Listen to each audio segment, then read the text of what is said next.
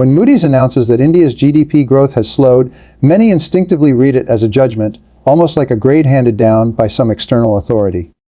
But in truth, such a statement is less about condemnation and more about context. Economies do not move in isolation, cut off from the world around them. They are living, breathing systems, deeply intertwined with global flows of energy, trade, finance, and sentiment. To understand why Moody's has pointed towards slower growth, one must step back and recognize the forces at play, not just within India's borders, but in the world at large. Consider the landscape over the past few years. The pandemic was not just a health crisis. It was an economic earthquake that reshaped supply chains, disrupted labor markets, and exposed vulnerabilities across nations. While India's recovery was initially strong, the aftershocks linger. Inflationary pressures, largely imported through rising energy and commodity prices, continue to weigh heavily. Add to that the war in Ukraine, which has upended global oil markets, driving up import costs for energy-dependent economies like India. These are not minor disturbances. They are tectonic shifts that ripple through the entire economic fabric. At the same time, the global environment has grown increasingly volatile. Central banks in the West have tightened monetary policy aggressively, raising interest rates to combat inflation. That may stabilize their domestic economies, but it has consequences elsewhere. For India, it means capital flows become less stable, investment decisions more cautious, and the cost of borrowing higher. When global liquidity dries up, emerging markets inevitably feel the squeeze, no matter how sound their fundamentals may be. Yet it would be a mistake to view Moody's downgrade as a verdict on India's capacity or potential. Instead, it is a reminder of how deeply interconnected economies are and how dependent they remain on forces beyond their immediate control. Ratings agencies measure not just hard numbers but also sentiment, the degree of trust, predictability, and resilience they perceive in a country's trajectory. In this sense, a downgrade reflects both tangible pressures and intangible perceptions, which together shape the story investors and policymakers tell themselves about the future.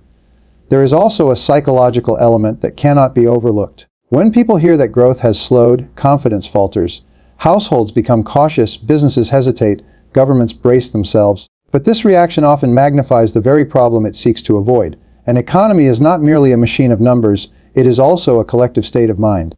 If fear dominates, even strong economies can contract. If optimism endures, even in the face of headwinds, resilience takes root.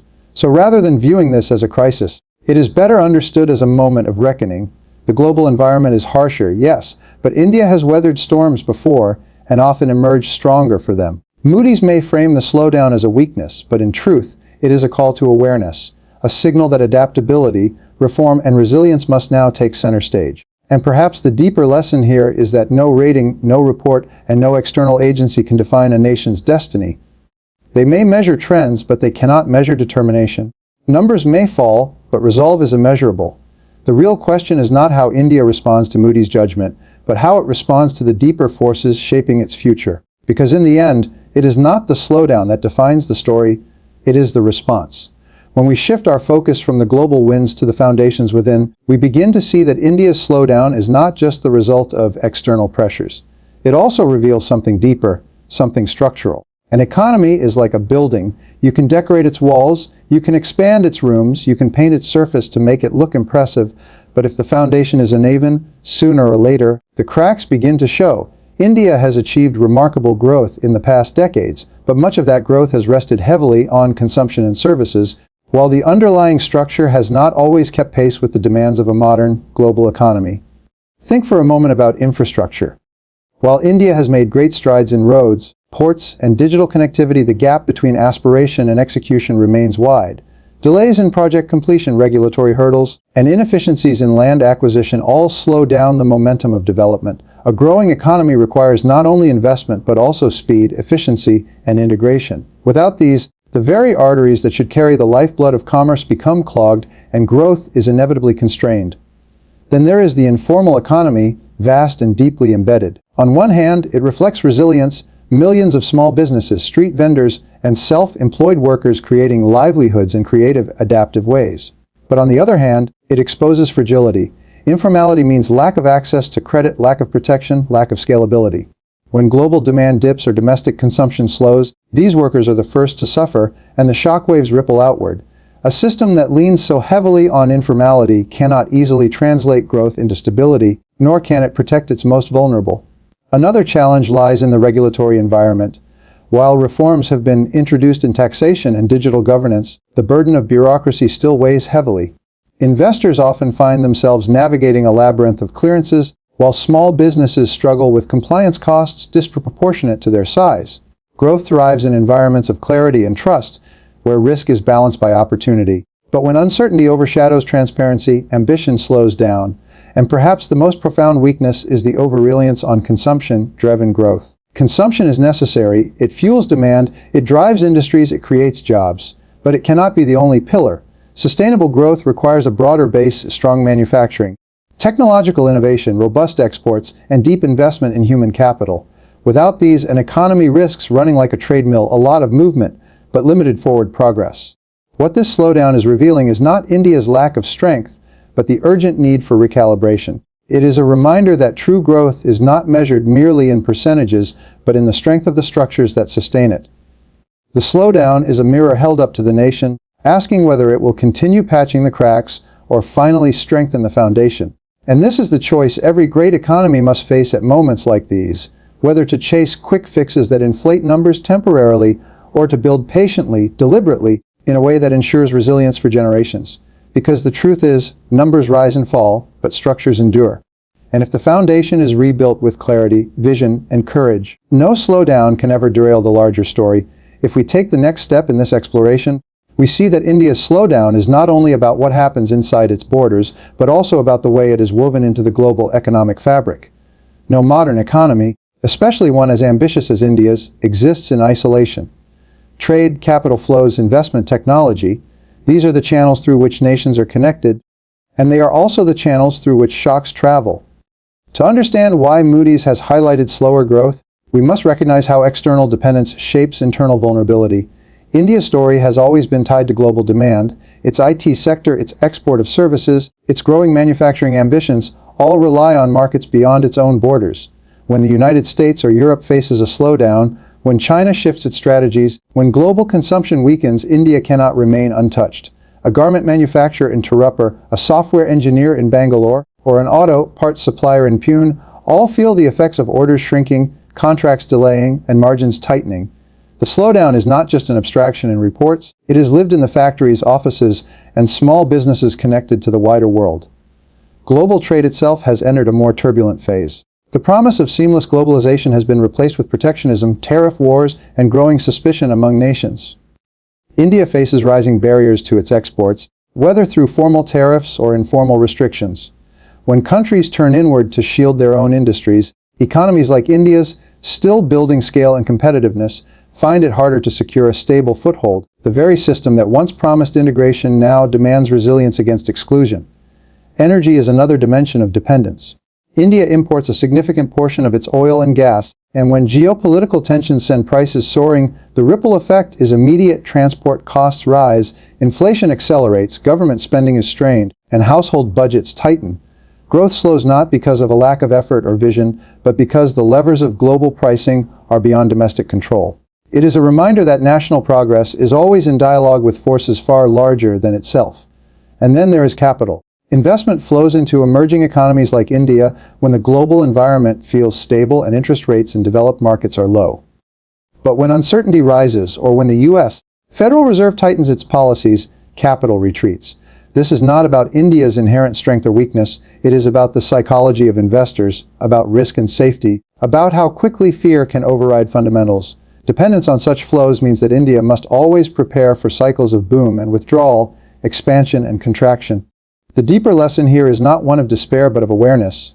Global dependence is not inherently a weakness. It has allowed India to grow, to integrate, to prosper. But it also imposes a responsibility to build resilience, to diversify partnerships, to cultivate self-reliance without isolating from the world.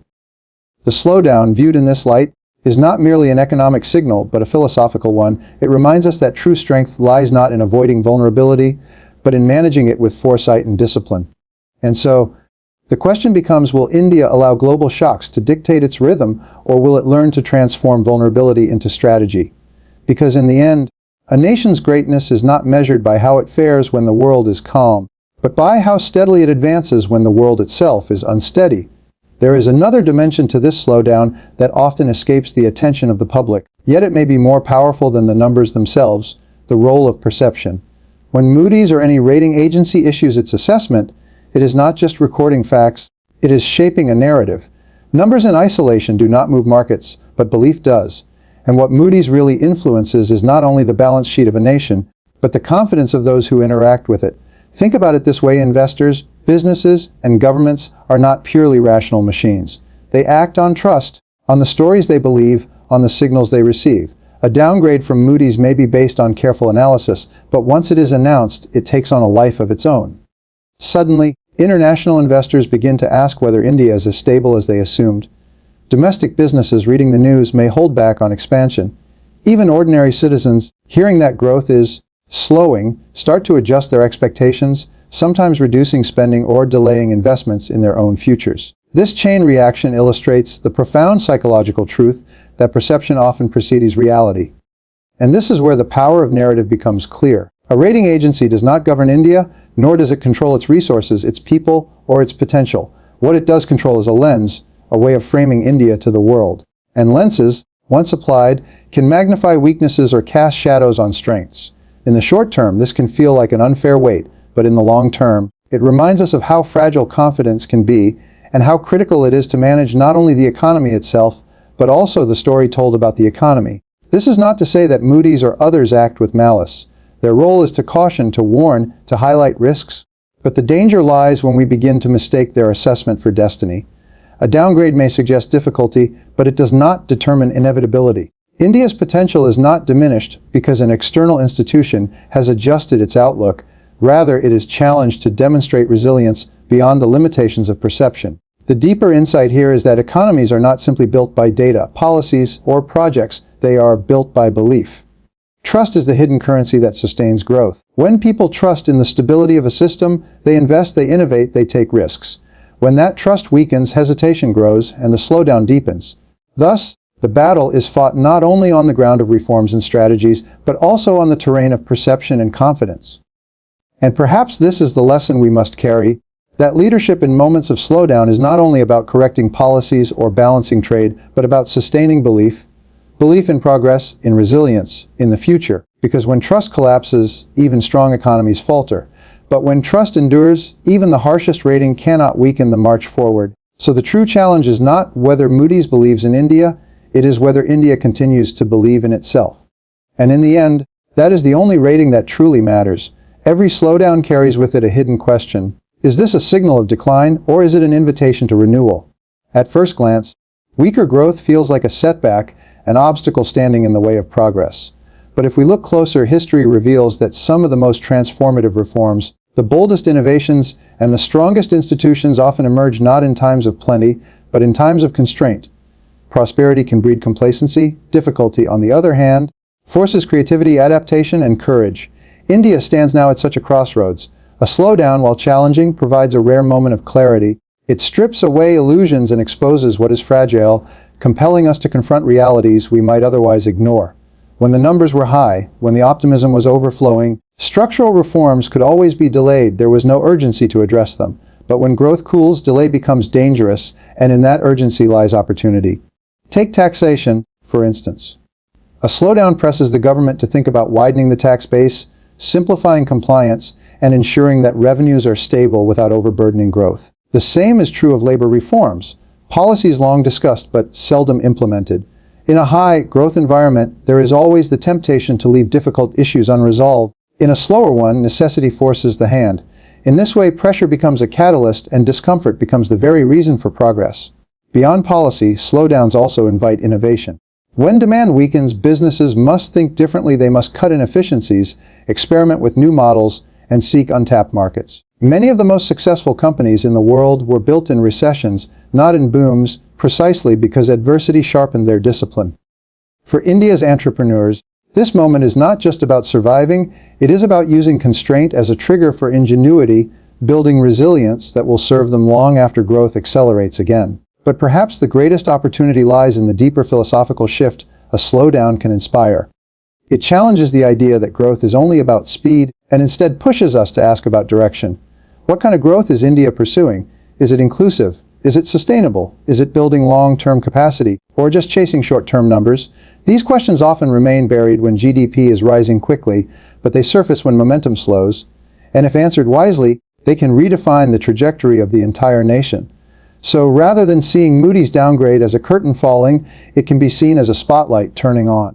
It illuminates what needs attention, what demands reform, what requires vision. Slowdowns are painful, yes, but they also remind us that growth is not automatic. It must be earned, sustained, and constantly renewed. And that is the true opportunity of this moment to treat slowdown not as a sign of weakness, but as a summons to strength. For nations, as for individuals, it is often in the struggle that the seeds of greatness are planted. When we speak of GDP slowing, it is easy to forget that GDP is not the whole story.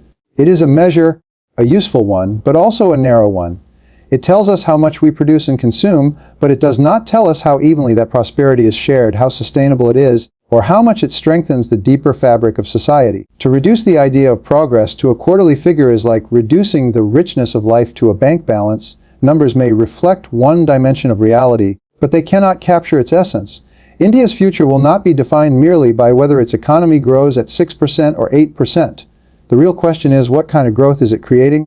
If growth widens inequality, if it exhausts natural resources, if it leaves large segments of the population behind, then its apparent speed will mask a deeper fragility. But if growth strengthens human capital, builds sustainable industries, and nurtures innovation while preserving balance with nature, then even moderate numbers can carry immense meaning. This is where India's challenge and opportunity converge. The slowdown, as uncomfortable as it may be, forces us to ask whether we have been measuring the right things. Beyond the GDP figures lie other measures of strength: the quality of education, the accessibility of healthcare, the inclusiveness of opportunity, the resilience of communities, and the depth of trust in institutions. These are not captured in quarterly reports, yet they determine whether growth can truly endure. We must also recognize that the next chapter of India's development will not be written only in factories or stock markets, but in classrooms, research labs, rural villages, and in the aspirations of ordinary citizens. The energy of a young population, the innovation of entrepreneurs, the persistence of farmers, the creativity of artists. These are all parts of growth, though they rarely show up in GDP charts. When a nation invests in these invisible assets, it builds a form of progress that no rating agency can downgrade. And this is why slowing growth must not be mistaken for a weakening destiny. It is instead an invitation to reimagine what progress means and to align national ambition with deeper values of equity, sustainability, and dignity. Numbers may impress the world, but it is the lived experience of citizens that defines a nation's true strength.